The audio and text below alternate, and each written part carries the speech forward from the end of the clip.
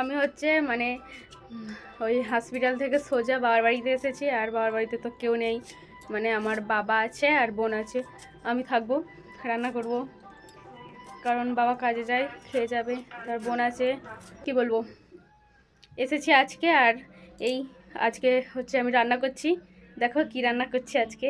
এখানে হচ্ছে রিয়া আলু কাটছে, আর কি রান্না হচ্ছে সেটা দেখো। আমাদের প্রিয় ছাট, সবারই প্রিয়।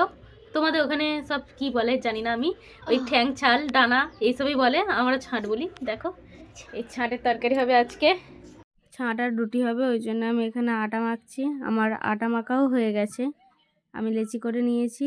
আর আমি এদিকে পেঁয়াজ, কাঁচা লঙ্কা, আদা রসুন, ধনেপাতা কুচি সব কিছু রেডি করে নিয়েছি। আজকের রুটি হতো না, আমরা তো কেউ রুটি পারি না, মানে আমি আটা মাখতে পারি কিন্তু রুটি করতে পারি না। সবাই বলেছিল মুড়ি খাবে, তারপরে লাস্টে রাত 9টা 9:30টার দিকে বাবা বললো যে মুড়ি আছে কি দেখ, তো মুড়িই ছিল না। তারপরে শেষে আমি বললাম যে ঠিক আছে আমি আটা মেখে দিচ্ছি, রুটিটা হোক। আমি বলেছিলাম যে রিয়া ভাজবে, আমি রুটি বেলে দেবো, কিন্তু বাবা বললো যে না আমি রুটি করতে পারি, তুই এখানে ছাঁটের তরকারিটা কর, আমি ওখানে রুটিটা করছি। আমার ছাঁট কষা কমপ্লিট হয়ে গেছে, আর আমার বর এসেছে ছাঁট কষা খাবে বলে, ও তো দেখেই বলে দিচ্ছে যে দারুণ হয়েছে, কারণ আমি অনেক সুন্দর তরকারি করি, সবাই বলে। দেখো তরকারিটা খেয়ে রিয়াকশানটা দেখো, শুধু এনার হেভি বলছে। আমার ছাটের ঝোল কমপ্লিট, ধনেপাতা কুচি দিয়ে নামিয়ে নিয়েছি।